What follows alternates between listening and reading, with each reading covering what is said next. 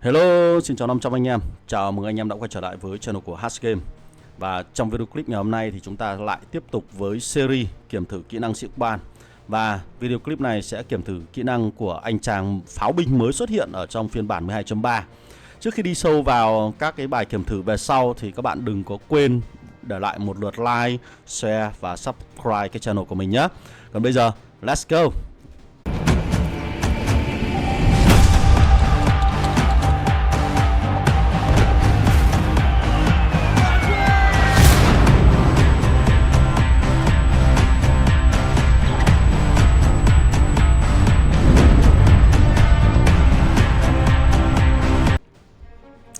Ok, đây là video đầu tiên.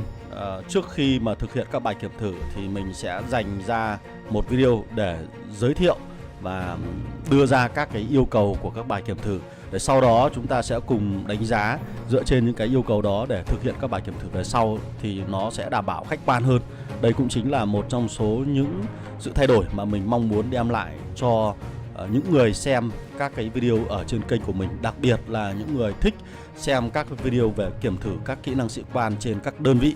Ok, rồi vị sĩ quan mà chúng ta sẽ kiểm thử ngày hôm nay đó chính là anh chàng pháo binh mới là Frostfire. Cái anh chàng này mình đã chưa làm một video kiểm thử nào về anh chàng này, bởi vì mình vẫn băn khoăn và phân vân khi không rõ là sẽ kiểm thử anh chàng này như thế nào. Cho nên đây cũng chính là một cái video clip để làm trước. Sau đó chúng ta sẽ có các bài kiểm thử ở trong các video clip tiếp theo. Và lý do tại sao mình lại phân vân như thế thì các bạn hãy nghe mình giải thích một chút nhé. Trước tiên chúng ta sẽ xem anh chàng này là một sĩ quan ở thế hệ thứ tư. Thì về mặt công bằng chúng ta sẽ chỉ kiểm thử anh chàng này với các sĩ quan khác ở thế hệ thứ tư thôi. Cái thứ hai là anh chàng này có thẻ pháo binh, chúng ta sẽ dĩ nhiên sẽ kiểm thử anh chàng này ở trên các đơn vị về pháo binh, đúng không ạ? Chúng ta sẽ không thể đưa anh chàng này trên các đơn vị bộ binh hoặc là xe tăng được. Vậy ở đơn vị pháo binh chúng ta có 3 cái loại binh chủng, một là dàn phóng tên lửa, hai là pháo lựu và 3 là pháo chống tăng. Thì anh chàng này sẽ thích hợp đối với đơn vị nào? Các bạn hãy để lại phần bình luận. Ok. Cái phân vân thứ hai đó là anh chàng này có hai cái thẻ là thẻ tấn công ở trên cánh đồng và thẻ sử dụng kỹ năng sĩ quan. Wow. Đến đây thì mình bắt đầu là có một cái sự hoang mang, bối rối. Đó chính là mình lượn một loạt các sĩ quan pháo binh từ trước đến giờ xuất hiện, thì những sĩ quan mà có thẻ tương đồng với anh chàng Frostfire này thì dường như là chỉ xuất hiện ở trong quầy rượu. Đây là cô làng đầu tiên này, có 3 cái thẻ giống y xì cái anh chàng chúng ta sẽ đem ra kiểm thử. Sĩ quan thứ hai là anh chàng này, cũng có 3 cái thẻ giống y xì cái sĩ quan mà chúng ta sẽ dùng để kiểm thử. Và thứ ba là cô nàng Red Hit, cũng có 3 cái kỹ năng như vậy, có 3 cái thẻ thuộc tính như vậy. Như vậy là các bạn thấy rằng là tất cả các sĩ quan mà chúng ta có thể so sánh một cách công bằng với anh chàng Frostfire mới thì đều là nằm ở trong quầy rượu.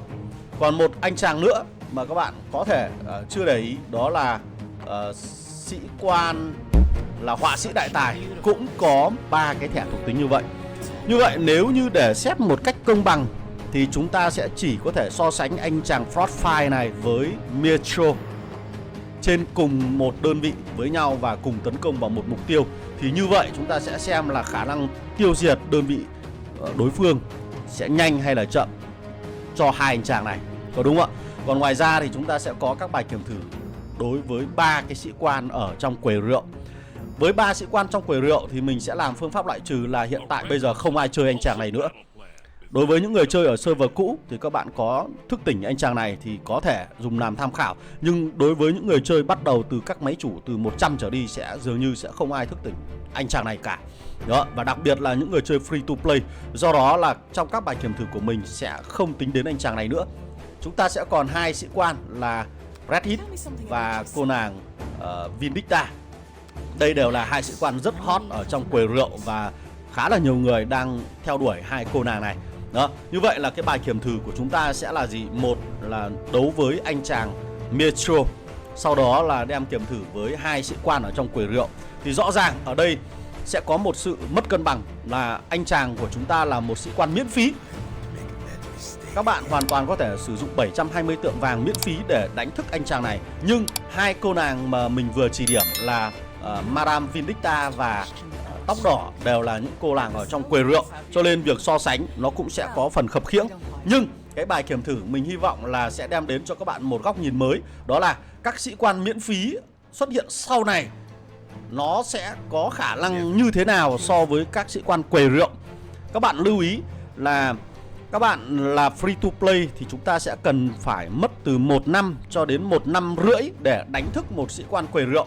Vậy trong cái 1 năm rưỡi tiếp theo thì liệu sĩ quan ở trong quầy rượu đó có bị out meta hay không so với các sĩ quan bình thường và những sĩ quan miễn phí? Đó chính là cái mục tiêu mà các bài kiểm thử mình sẽ hướng đến. Mặc dù biết là nó cân bằng, nó mất cân bằng đấy. So sánh một sĩ quan bình thường với một sĩ quan quầy rượu là đã không cân bằng rồi. Tuy nhiên thông qua cái kết quả là mình có thể dựa vào đó suy luận được rằng là sĩ quan miễn phí có sức mạnh gần như xấp xỉ với sĩ quan quầy rượu, thì chúng ta sẽ có những bài toán liên quan đến việc đầu tư các sĩ quan quầy rượu làm sao cho hợp lý. Có phải không các bạn? Ok. Rồi. Đấy là hai cái sĩ quan ở trong quầy rượu và một sĩ quan là miễn phí là Metro. Rồi ngoài ra chúng ta sẽ còn có thể để đề cập thêm những sĩ quan linh hoạt khác mà vẫn có thể triển khai cho các đơn vị pháo binh có cùng thẻ thuộc tính. Đó là gì? Margarita vừa mới xuất hiện trong thời gian gần đây. Cô nàng này cũng có hai cái thẻ thuộc tính là đánh ở trên chiến trường và sử dụng kỹ năng. Cái thẻ linh hoạt này ám chỉ rằng cô có thể triển khai cho các đơn vị pháo binh được. Và như vậy là chúng ta cũng có thể đánh giá cô nàng này trên các đơn vị pháo được, hoàn toàn có thể, đúng không? Và một sĩ quan nữa, đó chính là anh chàng này, cũng có bộ kỹ năng, bộ thẻ thuộc tính tương tự như vậy, thì hoàn toàn có thể đem để kiểm thử. Thì cái này có lẽ là sẽ sử dụng cho các bài kiểm thử sau nếu như các bạn có nhu cầu muốn xem liệu năng lực của anh chàng Frostfire so với hai cái sĩ quan linh hoạt này sẽ như thế nào. Đối với các sĩ quan linh hoạt khác mà nhận được miễn phí thì chúng ta còn có cô nàng công chúa bom này, cũng có thẻ thuộc tính như vậy. Và một anh chàng nữa là anh chàng này. Sau đó còn có một anh chàng nữa là anh chàng này.